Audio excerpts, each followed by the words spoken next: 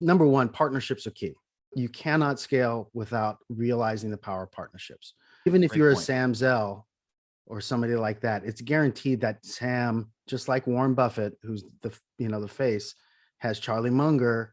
Sam Zell probably has somebody that's been with him a while that's right next to him. There's no islands in this game. You have to have partners, although it is possible to have a top-down kind of approach and do it all yourself and just hire people. But unless you come into it with a lot of money, like you say, scaling is very, very difficult because as you get bigger, the banks require a certain minimum net worth and liquidity. Right. Right. They And need yeah, you. They need a hedge against the risk. yeah, exactly. So if you're doing a $70 million property, you need somebody who probably has what, at least $60 million in net worth.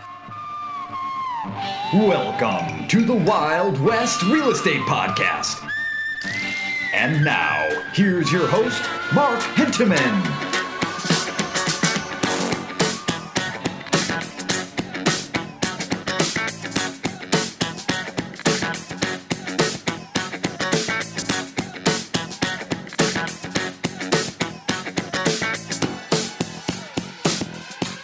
Today's guest was a child actor who, as an adult, acted in movies and TV shows such as Baywatch and CSI Miami before pivoting to real estate investing. He's a founding partner in Prosperity CRE and is a financial intermediary and capital provider. I'd like to welcome Mark Rios. Hey, how you doing? Hey, good. How you doing? Good, Mark. Thank you. Thanks for having me.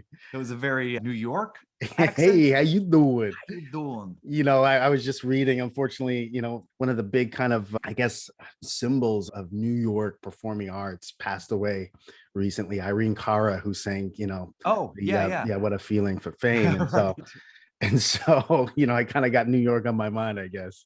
Oh, really? Okay. Yeah. How you Yeah, so doing? we got to get it out there. I think you're the person that with the closest bio to my own that I've ever interviewed. Yeah, your entertainment business moved into real estate. Yeah, I mean, mine is, I moved out here from Ohio and thought I would go nowhere, thought I'd be Yeah. unemployed. So I started on the show Family Guy and thought it wasn't going to last. So I used my first script payments to invest in a multifamily. Oh, wow. That's amazing. Yeah, I wanted to do everything that I could to stay out of the bars and restaurants as an actor. Okay, And sure. and luckily I found a bunch of different jobs that were in the industry. Like I was a camera operator at a casting office and things like that. But one of them, like a lot of people out here, is they fall into real estate as realtors. Okay, sure. And unfortunately the income is kind of the same, right? We're both performing artists, and you're a writer, correct? Or were you an actor as well? I'm a writer, but if I pitch something, I'll do the voice of Oh, I it love it. Okay. on Family Guy. Yeah. So, it's similar, right? You're out here and you're struggling and it's feast or famine. You'll get a gig and then all of a sudden you're 6 months off and things like that. And it's the same thing as starting it, as a realtor, right? As a real estate person. Totally. Yeah. You get a big check and then all of a sudden you got to wait until you get your next listing, your next buyer. And so, but it's cool because sometimes the timing works out where you might be able to make a little bit of money when you're on a downslope one end and vice versa. And you have the flexibility, right? You're hedging. Absolutely. It's a good hedge. So, yeah. You're a native Angelino? I am. I am actually. Yeah. I grew up out here in the San Fernando Valley. I went to a little high school called Van Nuys High School, which is right here in a couple of famous people came out of there. Marilyn Monroe, I think, went there, if I remember, maybe not. Wow. They mentioned her name, but Robert Redford, Natalie Wood went out there. People like really? that. So yeah. So, and of course, Fast Times of Ridgemont High was filmed out there, and I grew up in that era. Yeah, man, Fast Times. And the Galleria, the whole bit. That was my life. And so it was an easy jump into the business, really, Okay. Sure. Yeah. Organic. Totally. Homegrown. Yeah. Like a lot of my friends, were in it. And, I had hair. I looked young. I say this all the time, but, in order to be a performer, especially when you're playing teenagers or you're a teenager, you have to, it's better if you're 18 or older so they can work you longer, right? Because if you're under 18, you got to Right. go to Oh, school, the whole exactly. bit. So I was 21, I looked like I was 14. And so I could work, Okay. I can work 15, 20 hours at a time and they wouldn't have an issue. So it's great. Right, right. Yeah, I remember, what was it, Beverly Hills 90210, who like Luke was like 30 years old and he was a high school. Totally. They all were. They all They all were. were. They all were. Oh my gosh. They're like a generation ahead of me. Right, right. Oh Yeah, that's man. funny. So So yeah, that's cool. And you were, yeah, a working actor. yeah. That's Yeah, I fun was. and exciting, and I'm sure stressful and dramatic. But as a kid, there's the stakes are lower. You're not Well, providing. I actually got in when I was like, I dabbled a little bit when I was a kid, but I played kids. So I was, when I first got started, I was like 18 or 19, right? Okay. And I guess that's a kid, but I was already kind of mobile. I was already kind of out and doing stuff. And so we were kind of putting things on the line, at that point in time. But I didn't really take it seriously at first. That was kind of the key for me, right? I saw that my friends, they were getting girls, they had all the motorcycles and the cars, and they were working actors and all these, they were in big TV movies and, these, afternoon specials and things like that. And so I wanted to do that, for a lot of the same reasons, admittedly. And and then luckily, within the first couple of years, I found the theater, and that kind of changed my trajectory. A lot of it stopped becoming a lot about the business, and I really dove kind of into the artistry of it. you know. Okay. Yeah. Yeah. So you weren't schlepping around going to auditions as much, Yeah, and I you was were still doing that. It was just my outlook on the business had changed, right? I really wanted to be good as an actor. And I found out that you can only do that if you're, practicing your art all the time, right? Like yeah. the times that I would work were even on set, which I love. That's the other part of it that I really, really love, is being around my people, the workers on set and things like that. But like, we're only acting 30, 40 seconds at a time. And then we're sitting Sure. around the rest of the day. And Yeah. to me, that's not acting, right? It's just you're putting something down on tape. And so the theater really kind of changed that, like being on stage and rehearsing and studying. And I spent a lot of time in the theater, working on my craft. So That's hopefully I awesome. came out for the better for it. But there's definitely a clash of artistry and then trying to get out there and make money in the business. In the commerce side of it. Yeah. Yeah, totally. When I came out here, I never knew anybody who was in the entertainment business. So I figured there was no way I would ever make it in, but I figured the only way is I had to figure this out and master the craft. Yeah.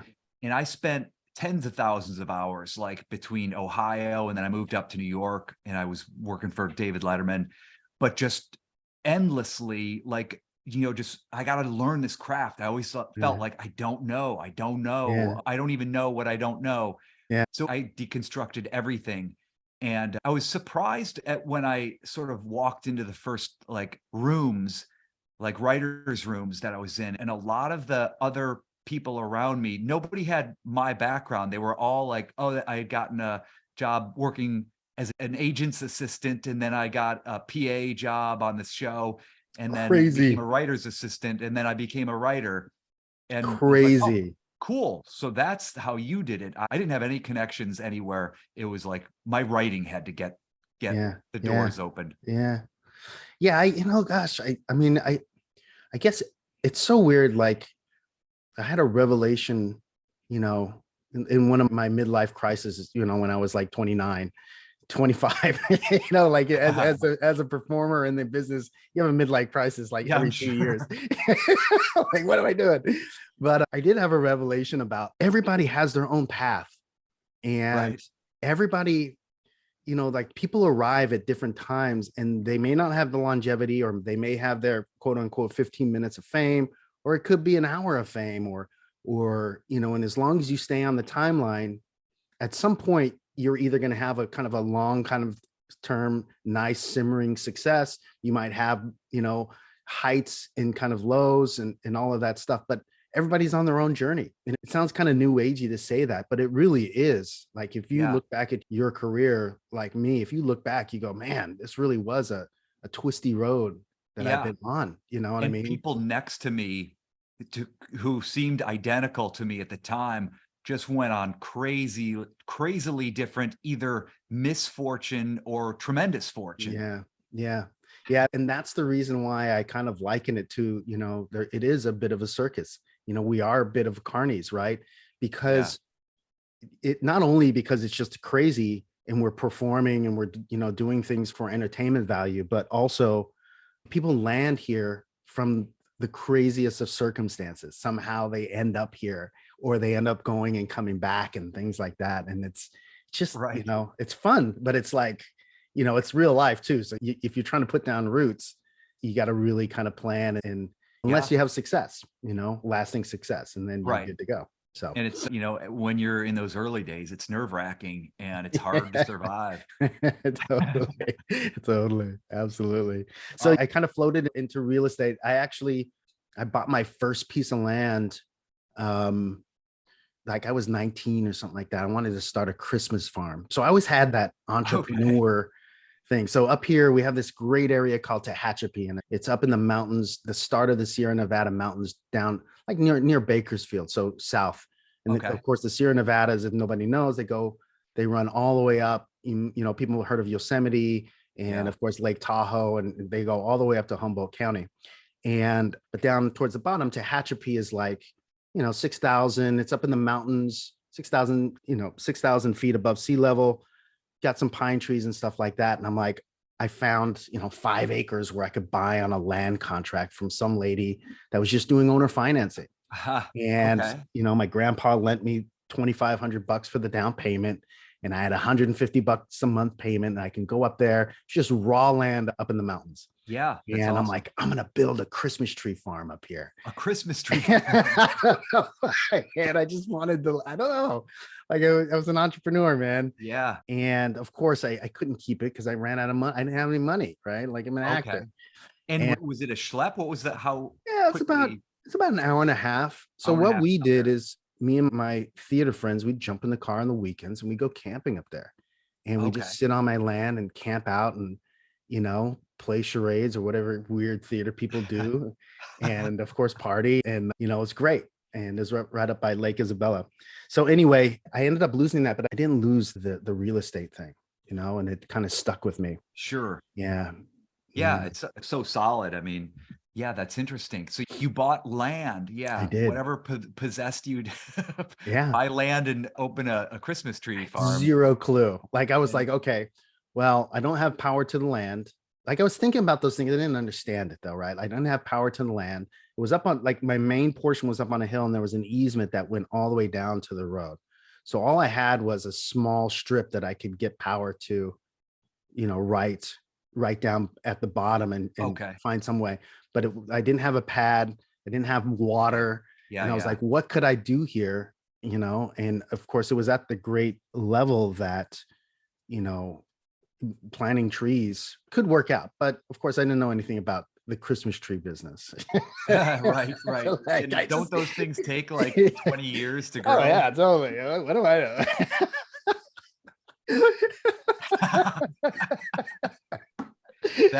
So I guess I'm a bit of a dreamer. That might be the least thought through. Totally, I'm a bit of a dreamer, I guess. I've heard. I love it though. So, but times got tough. I lost that, and I got yelled at by my grandfather, of course, because he probably was the one that was instilling in me, you got to have something for yourself, right? Okay. And so he didn't like the fact that I gave it back. Great thing about owner financing and the way that the lady did it, and I learned this later, was, she sold to me on a contract for deed, which is basically I'll hold on to the deed, just like a car, right? I'll hold on to the deed. You make payments, and if you default, no harm, no foul, we'll cancel the deed and I'll keep the payments and we're good to go. If you pay it off, then I'll send you the deed. And that was basically it. Pretty clean. Pretty clean. But I realized what she was doing is later on, you recycle the down payments and you recycle the payments So and you give the next Yeah, that's not, Sucker. it's not, I mean, it's not evil. It's just you're giving people a chance, risky people a chance. Yeah. And, if it doesn't work out, well, then, you made some money for a time and then you wrap it up and do it again. Right. So, Right. Yeah. They're taking a risk that you'll buy it and yeah, absolutely. and maybe better if you don't. Totally. So then I ended up still acting throughout all this time. And then, but I ended up in getting my license. I wanted to flip houses out here and wholesale houses out here in LA. It was pre-crash. I think it was early 2000s. And so I wanted to get in the game, but I realized I needed access to the MLS. And so I got my license, right? And luckily my brother was a broker. So all of a sudden I'm now on this realtor, right? And I have a desk, and then all of a sudden I have clients, and all of a sudden I have mortgage, I was originating mortgages and I was learning all of that stuff, and I was going in deep with all of that. Okay. Oh, nice. And but I didn't like it at all. I hated it. You didn't? No, And I this was didn't. single family? Yeah, this was single family. Okay. And I was making money. I was starting to do good. I just, there was that gnawing thing inside of me about the acting that there wasn't really a conflict, but I also knew that if I went too deep in this realtor thing, it could just take me off into away from the business. Right. And I 10 wasn't years ready to later, do you that. look back and what happened? 100%. And I wasn't ready to do that. I wasn't, especially when I was putting it into context that I was very selfish at the time. And I didn't have the mindset of I wanted to help people, fully. Like I helped them, but according to my terms. And it, again, admittedly, I kind of came to that point, was like, I still have my own dreams and I'm helping people achieve their dreams. And this isn't the right path. It's great that I Sure. tried it out, but it's not the right path. I want to invest, right? I want to do this. And I fell Yeah. into this whole sales guy thing. And so, yeah, got out right before, like literally 6 months before the crash, which is Okay. crazy. Gave up Okay, my so last you listing. Go ahead. had your last listing. Okay. I did. I did. I wasn't, pressuring or anything like that. It's just, I had my own thing, Right. Your but the timing. fates intervened and I got out before the actual. Right. It's crazy. Like 6 months later, I'm in the theater and thing, Yeah. and then you hear this whole thing about the mortgages and everything. It's like, what? Yeah. Yeah. Yeah. And what happened? I mean, I was in that. I had investments. I had multifamily Mhm. in '08. And, I actually did my first syndication. Wow. And we removed contingencies in October of '08, like literally a week before Lehman Brothers and Bear Stearns crashed. And I That's thought, oh crap. bananas. My investors were all like Family Guy writers. Right. And I was like, I'm never going to hear the end of it. Like I had such a great ride through the Wow. 2000s, and now it's all coming down right when I bring in my friends. Man, there's a part of me, I mean, I shouldn't say this, but there's a part of me that wish I had learned that stuff early on. I had zero clue that, of course I knew Monopoly, but I didn't know about that you could go out and do syndications. Like I had zero clue back in 2006, 2007, like Well, don't give nothing. me too much credit, because I think I was doing it on my own. Like, so Mhm. I walk into the Family Guy writer's room and I'm at the beginning, I'm like, this show's not going to last. And I'm like, so I take my first script payment and I buy I'm like, what do I do with it? And Yeah. I buy a duplex, Yeah. and then I buy like owning that duplex was like, oh man, this is great. I need more scale, more scale. Yeah. So I Yeah. bought I think I went from a duplex to a fourplex, then to like a Wow. 14, and then a couple others. And I'm telling all my friends in the writer's room, I'm like, dude, you got to do this. Like, Yeah. build yourself like a nest egg. Like, you got to save money and prepare. Yeah. And nobody would do it. And then finally they were like, well, you won't stop talking about this, so why don't you find something? And I didn't know. So that was a sort of a syndication, but Yeah, it kind of totally. wasn't too. Like I brought in 5 or 6 writers, and I didn't really charge them. I didn't know syndication fees. I Yeah. didn't Yeah. know Yeah. any of that stuff, You but just I had brought them investors. along, and we had some kind of like barely arrangement. But that was technically my first, I guess, syndication, I think that's going right brilliant though. into '08. And then you got your gray hair cred almost immediately. Immediately. Everybody asks, like, one of the first things investors ask right now is, have you been through a crash? Have you been through a downturn? And of course, most of the people doing it now, because we had almost a 9-year run of upside, right? Yeah. Have it. And so it's very rare, especially with modern syndicators, that you see that they've been through a downturn. And so, right. And then you see how they view it's just sunshine all totally. ahead. It's like, absolutely, no, that could turn very quickly. Yeah. So what was the outcome of your deal? Did you guys make it through? We did. We actually, so I thought, oh crap, it was workforce housing and out here in LA? Was it in Los Angeles? LA. Yeah. It was in Huntington Park. Do you know Huntington Park? I do. I know. So I was there. It's like total workforce, Yeah. blue collar neighborhood. And I had a 16 unit. And, we found that rents were fine. And we were benefiting back then from people moving down from A class and B class. And then also, as you well know, there were so many foreclosures that a lot of homeowners were now renters. Yeah. And we were full and our rents were inching up. And, I was sweating it, totally sweating it. Yeah. And I've never had this happen before then or since then. But our lender at the time said, just reached out and said, hey, we're marking down all of our properties based on the market. And in order for you to meet your 75% LTV, you need to go out of pocket. I think we had to go out of pocket $90,000. Oh, come on. And luckily, I think I was running Family Guy at the time. So I had the funds. Yeah. And I just. Luckily, you had the money, and it really was just, you're buying down your loan. You're paying off the principal to true up the value, the quote unquote value. It wasn't a payment. It went towards our equity. So it was like, maybe it's safer. Yeah. I was like, I agree. Yeah. Maybe. If you believe in the property, for sure. Maybe it's safer. And by the time we sold, and we had to wait a little bit longer than we originally projected, but sold it in 2015. Great. And we tripled our money. Everybody tripled their money. That was right when things were ramping up. So you must have done well. Yeah. So I was just happy I just went through hell, and I got to, deliver my investors. That's fantastic, man. That's great. That's a great story. Yeah. The workforce housing is very interesting, right? I believe, looking at your situation, which I don't think it's much different, but if you're going to play in the let's say $900 a month rents, right? So if you're playing in the 600 to 900 range today, which is a certain demographic that you're playing with. Yeah. You have to do a few things. Number one, you can't come in and do what the higher rent type of plan is, where you're dealing with $1,000 rents up to maybe $1,400 a month, which is the next tranche, right? Household income is probably going to be $45,000 to $60,000, say.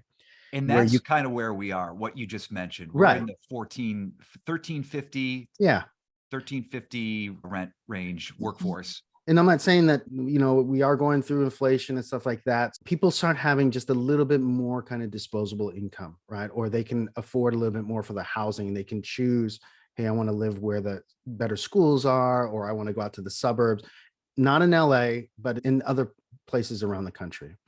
And that kind of, below that, if you're buying properties, the key is, especially during a downturn, is making sure that your debt is fixed rate debt, that you have plenty of equity, and making sure that you're not putting so much money in that you can't get a return on your money. You do your repairs, you do your upgrades, you don't upgrade it to the tits, you know what I mean? Like you might in other classes, because you make it really, really nice, but you don't go crazy. And there's some really, really efficient ways of doing that to make it nice and safe for people to live, even in funky neighborhoods. And you'll have renters there, as long as you don't go crazy on the rent bumps. Like, I gotta push rents $100 per unit in order to get a return on investment. These people can't afford that. You know? And that's when you get in trouble. Vacancies. That's when you can if you're in the wrong neighborhood and you do that, and the path of progress is heading somewhere else, you can get in a lot of trouble, right? Because you've basically outpriced your demographic. Right. Yeah. Right. You got to be sensitive to what Yeah. the market will bear. Yeah. But if you are in the path of progress, and this is one of those gems that's like right there, that things are kind of picking up and maybe they're doing new builds or properties are turning and people are moving into the neighborhood, there are possibilities then to basically either upgrade your current tenant base or, move into, really put money into it and move into change the asset quality class. Right. Right. Right. I found, I think with my first duplex, and I think my first duplex might have been my best ever investment in terms of return, partially because I only had to put 10% down as a first time buyer. Fantastic. And I did it in, LA. So a lot of listeners this won't mean anything, but I invested in Larchmont Village. That's where my first duplex was. Oh, When I bought it, there was spray paint on the sidewalks, but I was like, you could walk. I'm in LA and you could walk to this village every weekend. I could never get in a car all weekend and go to shops and restaurants and all that stuff. And I'm like, I like this. This makes sense to me. that's great. I didn't know much about real estate, but I was like, this makes sense. Yeah. And my return was a lot of it was due to the leverage that I got. But I mean, just on the surface, I bought it for $435,000, fixed it up and sold it for 1.27 million. Oh, man. Did you 1031? I did. Exchange? Yeah. Oh, good for you. And that made me a huge believer in location. I was like, okay, I got to find, LA is such a unwieldy like sprawl of pockets and neighborhoods and all that stuff. I was like, where's the next pocket that's going to pop? And That's one great. that I've sort of committed to in the last 5 years, maybe more than that, but it's like Westlake, not up in the valley, but like sandwiched in between like Koreatown, downtown, Silver Lake and all that. And I've been buying, that's my workforce. That's location right now. What's really interesting is, God, you were like in the kind of the heyday. If I look at it, we don't invest, actually, me and my partner, we don't invest in Los Angeles or California, multifamily. Okay. We're strictly commercial guys out here in California, but strictly commercial. Okay. Strictly commercial, like office, industrial. We'll look at it, that type of stuff. Yeah. But for multifamily, it's very hard for us to wrap our minds around rent control and the restrictions that are with that. And so it comes from my partner actually, had just some direct kind of dealings with trying to turn a rent control property and kind of make money back. And it's difficult. It's right? difficult. You got to navigate it. It's really, and you got to, sometimes you have to, if you try to do cash for keys, because you want to put money in and somebody's been there, they won't go, they've been there for 20 years and they got $400 rent. And I don't care if you give me $25,000 or whatever it is, they're not going anywhere. Or I want 100,000 in. Right. And sometimes it makes sense. Right. Exactly. So we generally stay away because it's very hard for us to make it pencil. But I will say this, I give kudos to the people that are here, because you have to recognize, like you said, location's incredible. And if you were to look at, going into a slowdown right now, it's my thesis or opinion that where we were investing, we were chasing yield into smaller markets because of interest rates were so low. It was highly competitive. Right. We were going into tertiary markets, as they're called. So smaller, 200,000 people and less, right? Finding apartments there so we can find yield. And you and your partner were doing this? Yeah. Okay.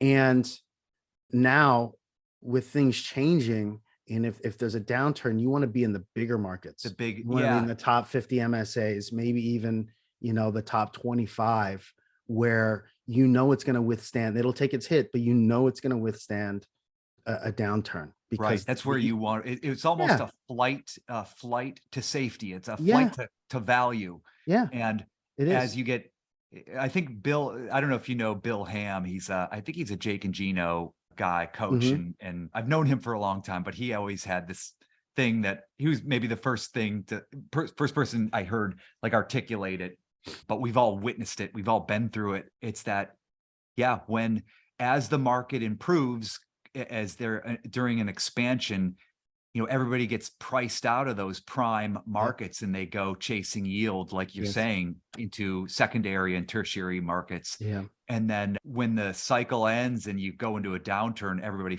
flees back to safety, That's to those exactly major it. markets. And that That's cycle exactly just it. kind of repeats. And if you're already here and you've established the base, and you're able to, especially if you're well capitalized, you have good banking relationships, things like that, staying in LA and building a empire, is easy, especially if you've worked out a way in your business plan where, when it's a real kind of bubbly market that you don't necessarily need, yield, cash flow, Right. but that a place like Los Angeles is always going to appreciate in some way. Right. It's Slow gonna down a little hold its- bit, but its it's not value. going, Los Angeles is not going anywhere. It's just not. And to your And point, it is getting more difficult. I mean, now they just passed that transfer tax, oh, but we've moved out to, we're in Denver and Austin as Yep. well as great. like yourself, like just a hedge against LA, little Mhm. diversification. But Mhm. yeah, I feel like I'm telling everybody, I'm telling my story. I want to hear more about your story. Oh, so yeah, the crash happened. And then, somewhere around 2010, I wanted to get back in late 2009, 2010. I wanted to get back in the game, right? I kind of dipped back into the business. Okay. Things slowed down in the business, but luckily I've been blessed that, I've always been able to work and make a living, right? Sometimes it was thinner than others, but Yeah. I've always been able to, either I'm a character actor, so I've found my way and it's been great. Right. That's a huge Go off achievement. and do a movie, a few guest stars, get on a series, recurring things like that have always been, thank goodness. I do commercials too. Like I'm not I don't put my nose up at commercials, like give me a commercial, because the residuals are, that's what keeps us alive. Oh, totally. Commercials could be great. Yeah. So I started dipping my toe back into residential investing and wholesaling, flipping, bought some, found an interesting area, although it was still kind of depressed, but still had a lot of older product out in Palmdale, Lancaster. So Okay. houses were cheap. And I Yeah. was able to find people with equity out there through using direct mail, find people who had equity that I could approach and structure an owner finance kind of deal, allow them to, to sell their house, but also stay on and save a significant portion of taxes by offering owner financing. So I Okay, became kind of sure. a deal engineer. Okay. And then I turn around and then I'd use creative sales, just like that lady did with me. I'd use creative sales for people who wanted to come in and rent or eventually own. So I'd offer owner financing or lease options or something like that, to get people in. Risky. These are people who might have got dings on their credit. They can't go out and necessarily buy. And so this was a seminar for me because I found out also I'm not a great like hands-on landlord. I actually suck. I'm too liberal and I'm just like I give too many breaks to people. I Yeah. suck at it. I'm so bad. So, and every person who's running their own businesses learns this lesson very well. Like you have to be, in a lot of ways, you can't be mean or anything like that, but you have to be very, Firm. yeah, you got to be firm. You got to be kind of strict and create your boundaries. Right. And you also have to know how to really, you can't just rely on what you see on paper. You really have to dig deeper when you're screening potential tenants. Sure. I'll say Okay. that.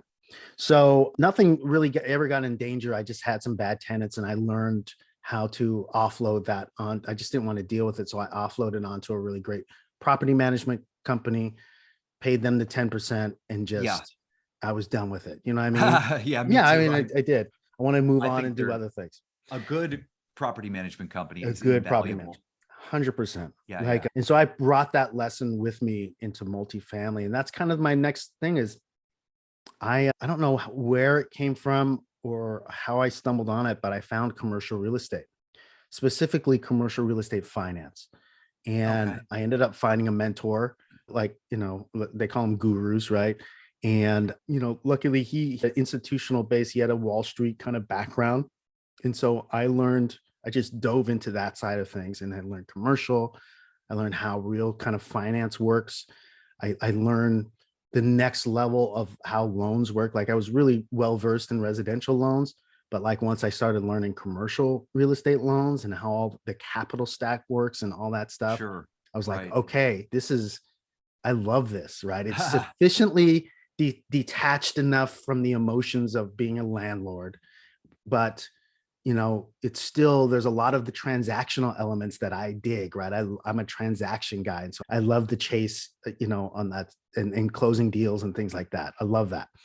And so, yeah, I really I leaned into that, and that just opened up a whole new world. Just like theater opened up a whole new world for me in terms of growth, this Yep. commercial side opened up a whole new world of, once you really see the expanse of what you can do in real estate, and like you say, scale up, Yep. once you break into commercial and see that, you go, there's really no limit. I can go any direction now, anywhere, Sure. you And know, you're a syndicator, I obviously. am. Now you have a partner, but are you still doing loans? Are you on the financing side Yeah, as I'm well? still, so I've moved into a more of a capital markets kind of consultancy. And so capital markets really is how money moves in finance, especially real estate finance. So it's not necessarily Right. just loans, but it's also the equity E- piece. It's also Equity.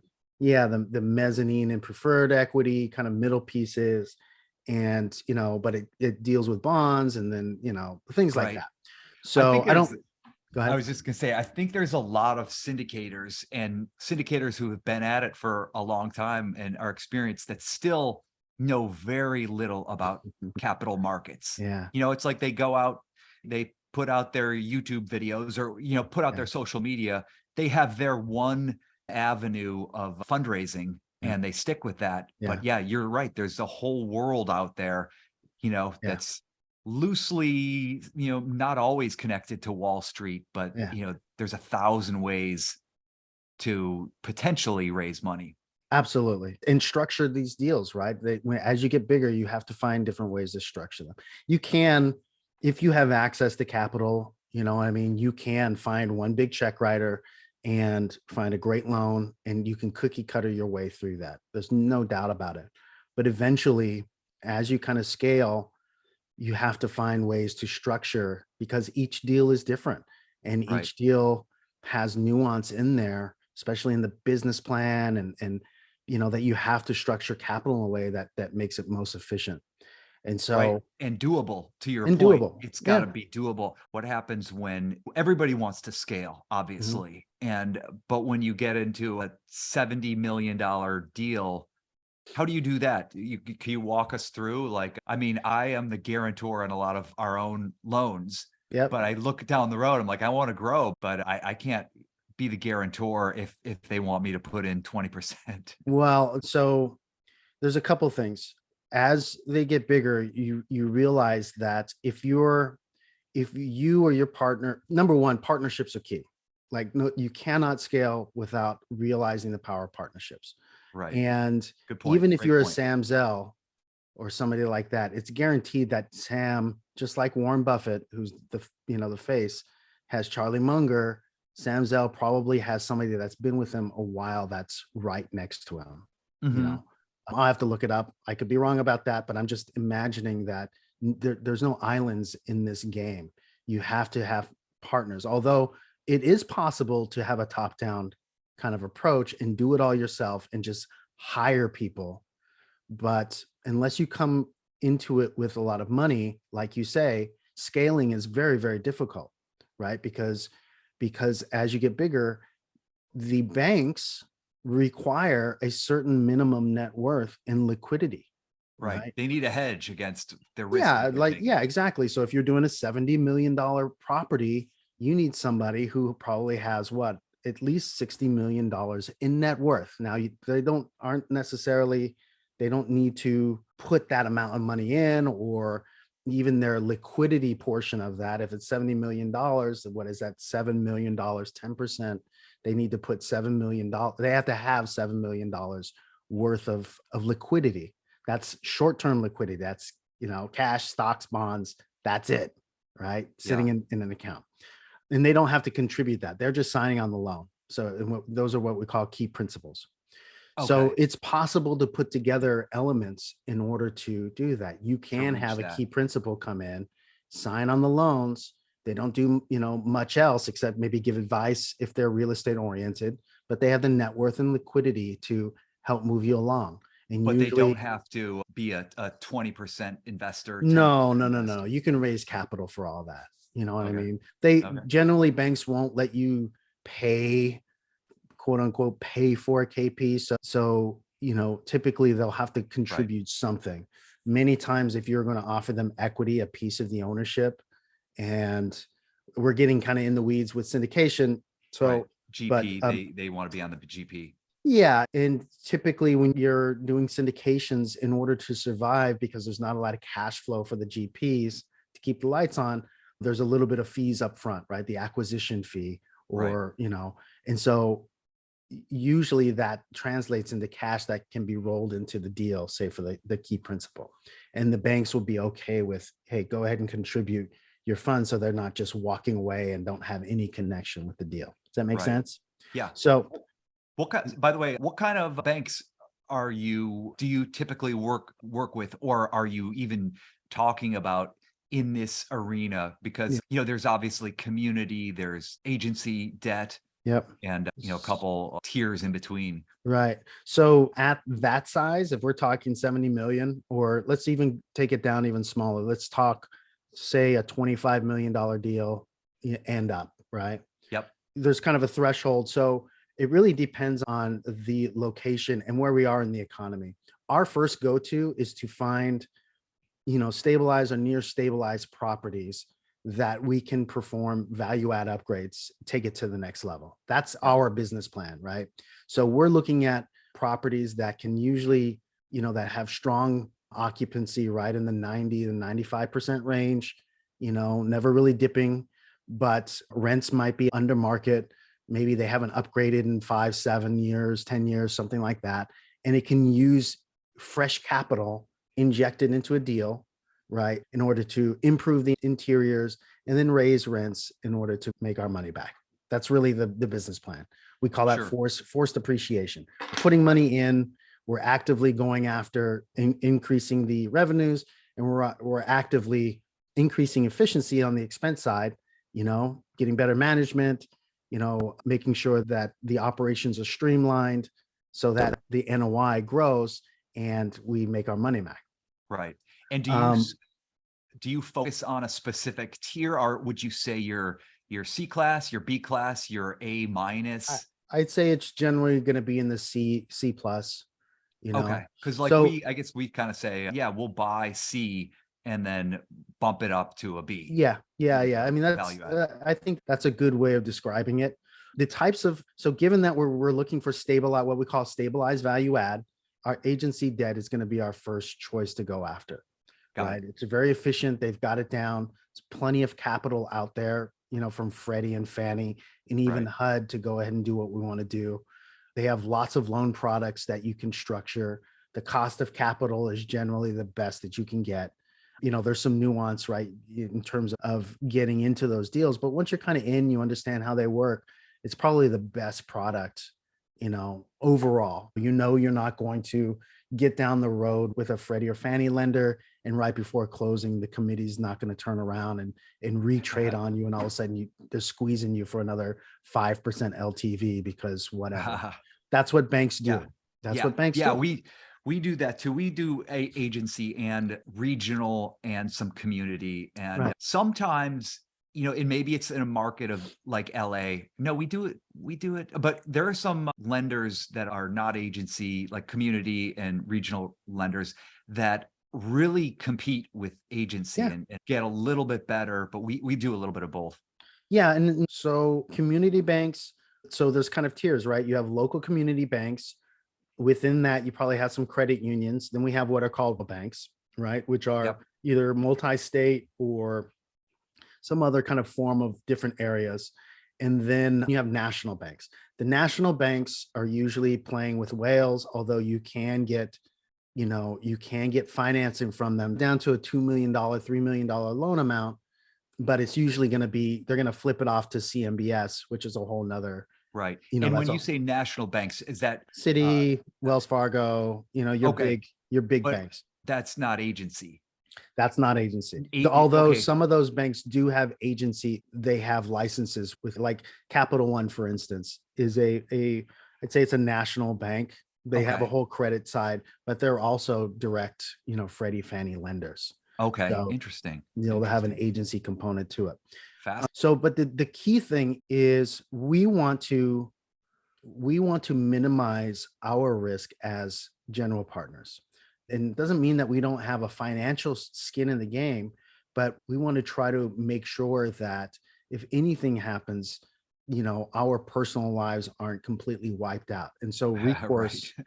yeah, recourse provisions are a thing, right? And Yeah.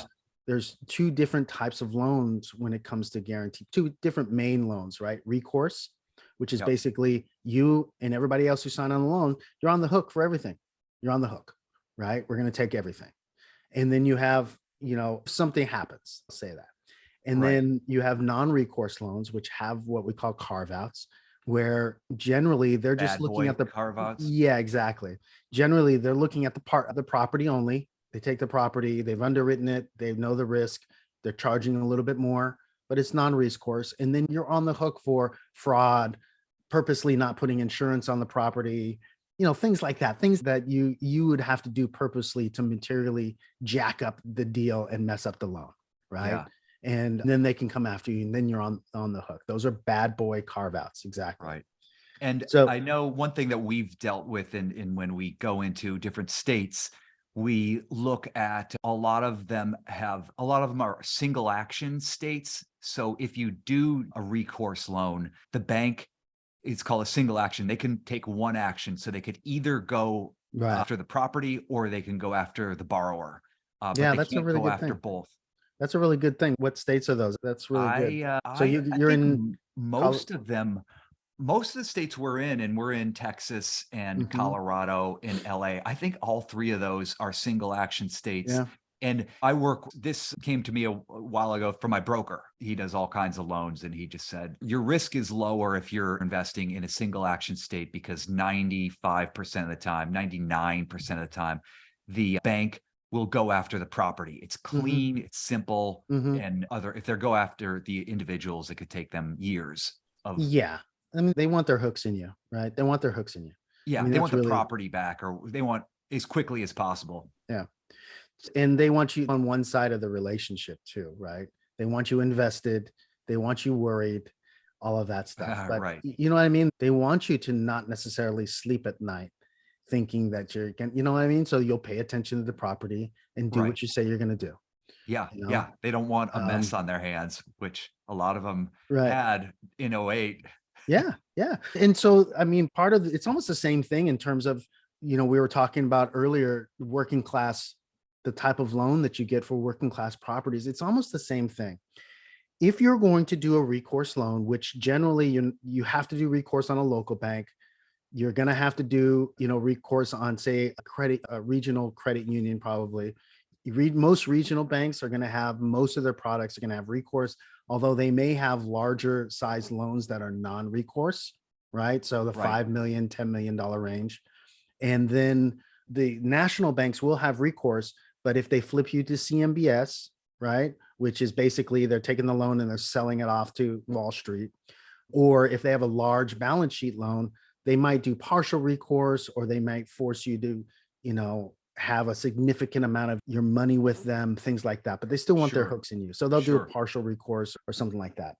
So, but Fannie and Freddie, they're generally non-recourse, except for maybe they might force you to sign a small completion guarantee on your renovations, your construction. Like if you say, hey, we're going to spend $2 million, and they may say, well, we want you to, guarantee you're going to put this money in and not just raise the capital and absconce with it. Right. Right. So In my experience, a lot of debt, a lot of vendors give you the option of recourse or non-recourse. But if you want non-recourse, it's just going to be a higher interest rate. it's higher interest rate. It's going to cost you Exactly. more. That's exactly it. And they'll generally lower your LTV, right? So where Right. you might be able to get 75, 80, 75 now max in a Yep. strong market, they may say we'll only do, non-recourse at 65 to 70, Right. something like that. Lower proceeds. Yeah.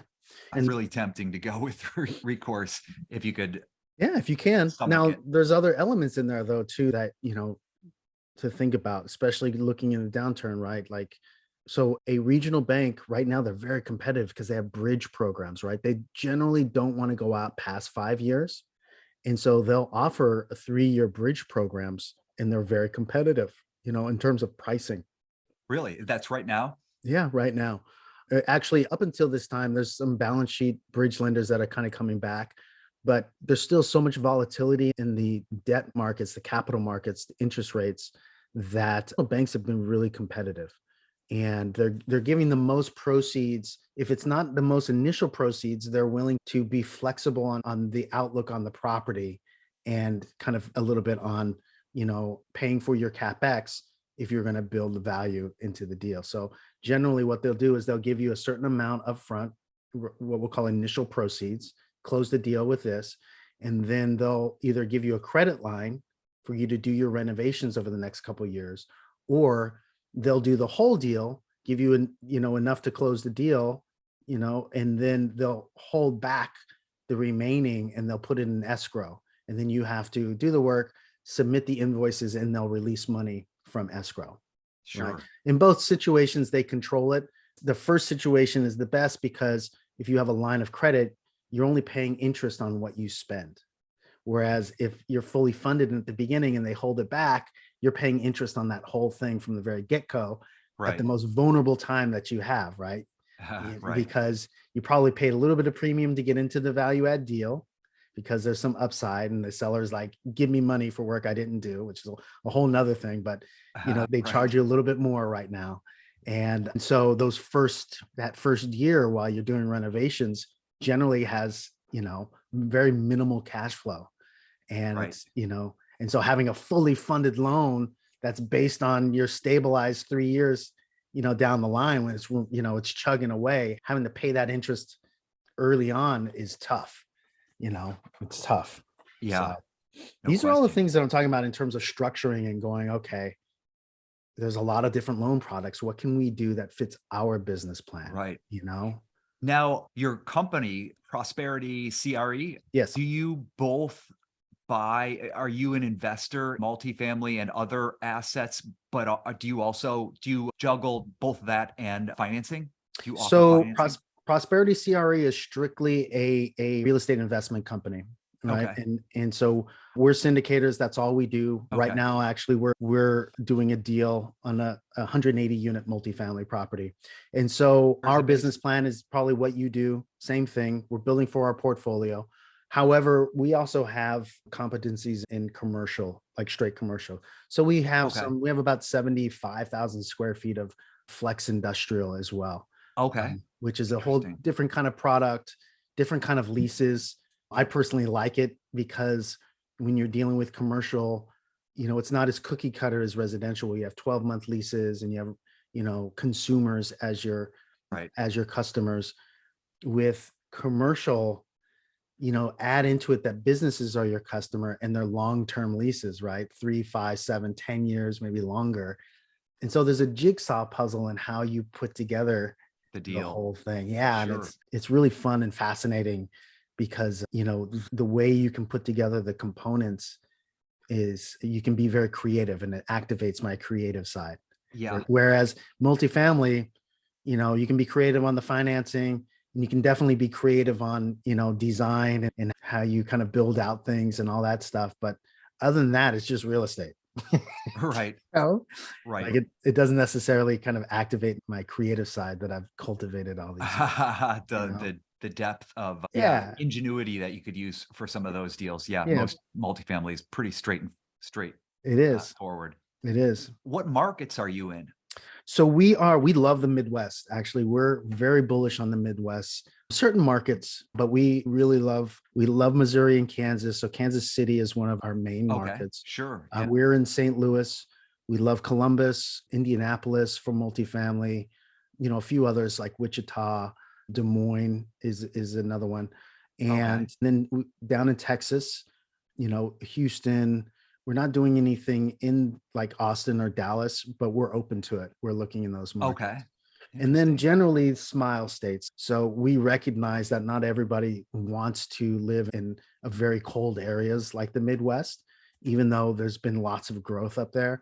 And so people are kind of moving down south to smile states, and so we love, going from, I'd say Las Vegas, although we haven't really done a lot of searching in Las Vegas for multifamily, but let's start in Los Angeles and just dipping down into Arizona, Texas.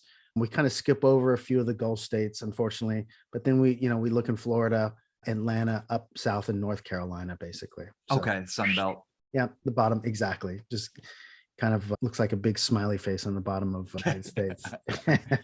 Oh, nice. And then we haven't really touched any of the Atlantic coast states. I just really don't know those markets. Yeah. And so, You're a West Coaster. You're yeah, and also the type of product. I mean, it's I kind of just don't, nice. Yeah. You are exposed to it if you're in the Midwest where yeah, I'm from, but you get into the Northeast and you got to deal with a lot of snow and, yeah, a lot of weather. yeah. And I just don't know. I just do not know any of the markets because I haven't spent time out there. But our product is this garden style. That's our main product is garden style multifamily. So generally out in the suburbs, 2, 3 levels, bigger buildings, lots of space. So you got a lot of trees and green. Usually you'll have a leasing center and a pool and stuff like that. So Right. amenities, Clubhouse. yeah, clubhouse. And usually these are in neighborhoods that have, they're family oriented Right. Single and family. they're near jobs, but more importantly, near schools and shopping and stuff like that.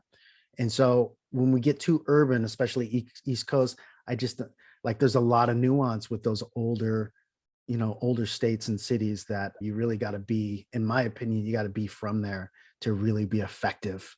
Yeah. Like I wouldn't even understand how I could invest in New York City or any of the Right. boroughs because it's Right. just a different, it's Street real by estate, but street it's a too. different real estate. Yeah. Yeah. Yeah. I lived in New York, but I never invested there. It Yeah. seems very tough, Yeah. but there's always someone there proving me wrong. Right. Yeah, totally. Right. So yeah, now I'm going towards the, I'm 30 years in the business and, there's a lot of changes in the business too, as you know, right? Like the way that I could make a living in the business has changed significantly. And so I'm seeing a little bit of a switch in terms of leaning more into this professional real estate now that I have viable businesses. Yeah. And really, I guess my outlook on where I want to go with the business is just a little bit different, now. And then part of it's age, right? As I'm kind of long in the tooth, I'm starting to look at different horizons. Although I will say, I've never lost the love of the acting and wanting to be in the theater, but that's changed too post COVID. It's getting in the theater is with regularity, has changed. So there's a lot of kind of role shifting that I was talking about way early on in our conversation. There's a little bit of struggle there and trying to figure out, my place. Yeah. Yeah. It's Same true. here. It's true. Yeah, but I'm sure I sense this from you is, sometimes I can't wait to get away from, a comedy room or something just to like get to the left side of my brain and be more rational and logical and all that I stuff. I love it. love doing that, but then you go back into the room and you're like, oh my God, this is hilarious. I laugh all day. Like, why don't I do this? Why don't I just stick with this? Yeah. Now, you on any shows right now? What are you doing? I'm on Family Guy. Still. And so so you guys don't really have any live shows. So you're writing on a month arc? I mean, Yeah, pretty it's much takes us 18 months to do a season yeah. and we overlap, but it's a long process. Every episode takes about 14 months Wow. to go from start to finish. And it goes over to Korea for a while to get Yeah. animated and comes back. And it's just like, you look at our schedule and you'd think it's the invasion of Normandy. It's so complex and there's so many different Wow. moving parts to it. But And I'm just fascinated by it because, my exposure obviously is being on series, especially sitcoms, which I've done a few of those, and being very close to the writers on those, and how everybody is all hands on deck week by week. But Yeah, I'm looking at your situation and going, I would imagine that even though you have deadlines and deliverables and things like that, that you don't have that same kind of weekly pressure, right? It's over, and you that's have a exactly chance to right. change things over that period That's of time. exactly Oh, that doesn't work. Send this yeah, off to Korea so they yeah. can adjust the lip movement or whatever. And in the early days, there was a lot more time pressure because we were always up with our back against the wall trying to get something delivered to the studio or to the network. Right. But nowadays, we've been doing it for so long. We're in season 22. Wow. We just design our own schedule and we Yeah. can get through it. We've mastered our own schedule. Yeah. I knock on wood. Watch, I say that, and then it'll all collapse. But we still work hard, but we figured out a nice rhythm where we don't have to stay till midnight. We have very reasonable hours, and we get some nice time off Yeah. because we design it that way. We get ahead of it, and we're like we all have kids. We got to get our season done, and it's got to be high quality, hopefully. But Yeah. Yeah. Yeah. Yeah. I used to hear those stories. I've never known anybody on your show, but I heard those stories with folks from The Simpsons as well, right? Long term. I actually knew a couple of animators, actually, not writers, who were on that show for many, many years. And yeah, I mean, it describes something very similar where they really kind of found out a system in order to kind of make it through. And as long as somebody doesn't come in and blow it up, if you don't have blow it if you don't up, have right? an interloper from the studio coming in and just Yeah. jacking everything up, then And I think it's most shows simply just don't have, they're not on the air long enough. It probably took us 10 years to yeah, hone this system where we can get it down where we have very reasonable hours. that's cool. And it's very manageable lifestyle. So with your real estate though, are you able to get out of town and visit your properties, or do you work with a partner? How are Yeah, you structured? we have a team. We have about 4 partners and then Hmm. some supporting staff. And Hmm. I try to go to visit the properties and Hmm. be there on inspections. But I know lately, if I'm in the thick of production on Family Guy, You can't make you it. know, my team, I got a couple key partners that are engineers. Yeah. They're just very good at that stuff. Yeah. And I have total confidence in them. And plus we hire a professional inspection company and Yep. I go through the reports with a fine tooth comb and That's great. yeah, yeah, yeah. So how many doors do you have under management right Uh, now, would you say? man, I probably lost track, but maybe I think we're bumping up against 1,000 That's great. units. That's fantastic. That's really great. And yeah, it sounds like you guys are working together really, really well, huh? Yeah, yeah, we got a Good. good team and I kind of added. I started on my own and I always had someone who is my sidekick that I would Mhm. hire, and those have rotated throughout the years. But our current team, we've all been there. We've been together for 5 years now, Great. and it's great. Fantastic. They're a Yeah. good group. Very. Excellent. It takes time, as you probably have experienced. It takes time to get the right people in the right places.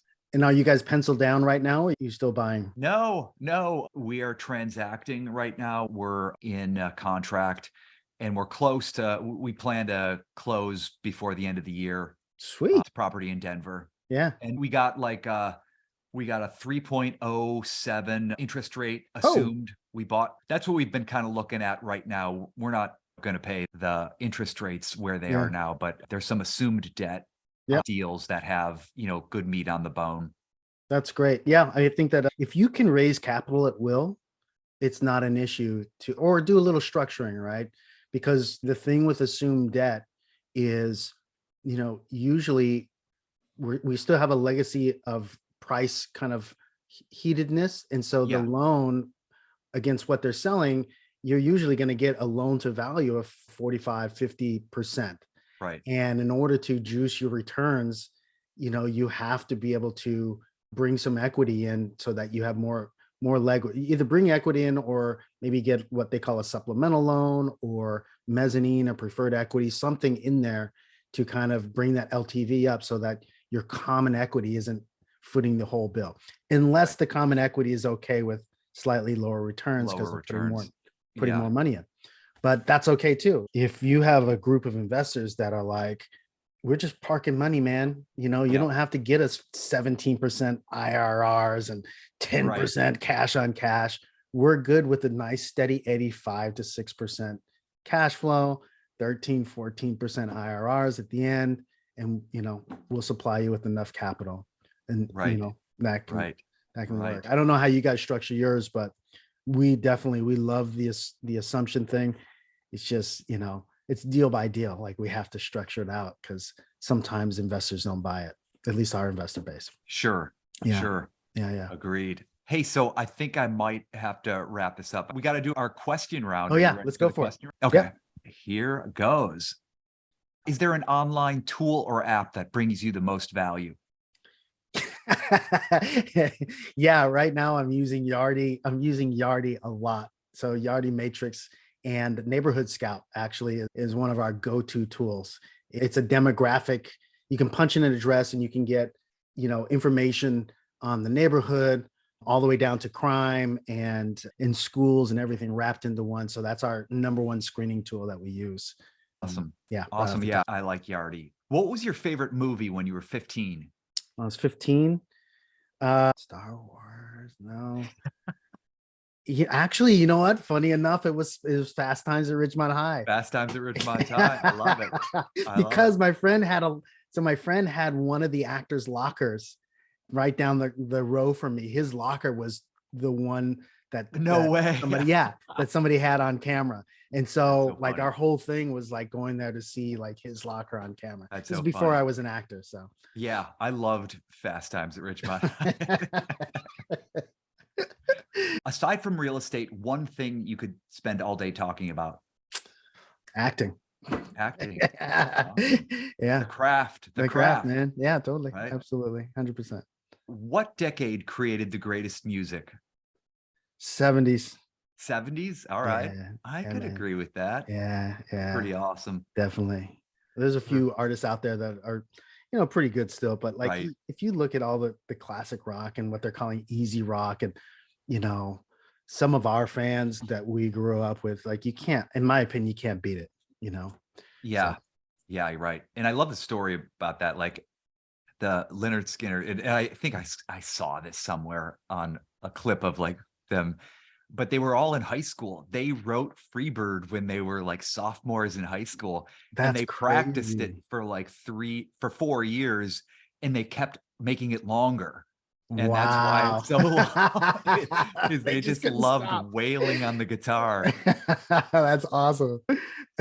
What was your most awkward year? Definitely. I think when I was like 13, 14, I'm a little guy, right? But even when I was a little guy at that age, I was just funky, man. I had things coming out in different directions. My limbs were all doing like weird things. Like I couldn't get my hair straight. Like it was just weird, you know. And then add on top of it that like that was the 80s. Yeah. And so like everybody was awkward in the Right. 80s, especially teenagers. Like our pants didn't fit. And like, you know, it's just so anyway. Yeah. Wow. Speaking of that, is there a high school friend you want to say hello to? Yeah. Let me shout out to John Shoup.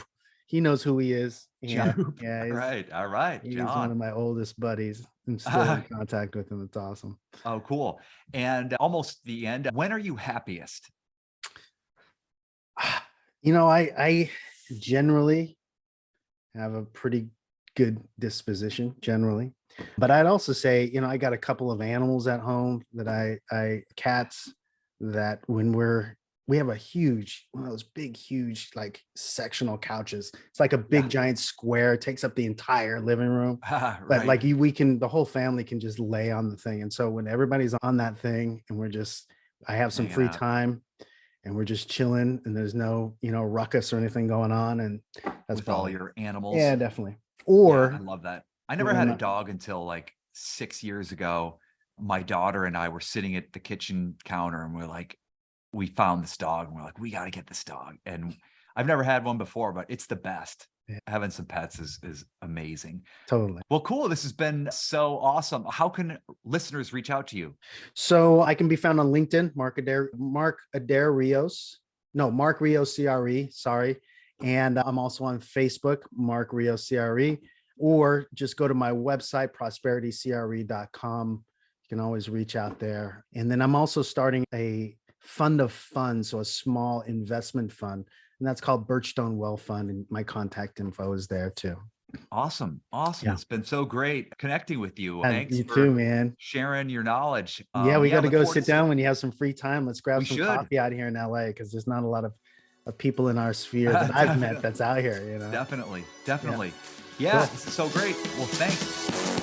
Thank you for joining us for the Wild West Real Estate Show. If you like what we're attempting to do here, please subscribe so we can continue sharing these with you. And if you want to check out our website, it's quantumcapitalinc.com. You'll find podcast episodes as well as multifamily properties we're looking at and how you could potentially participate. Look forward to seeing you guys soon on the Wild West Real Estate Show.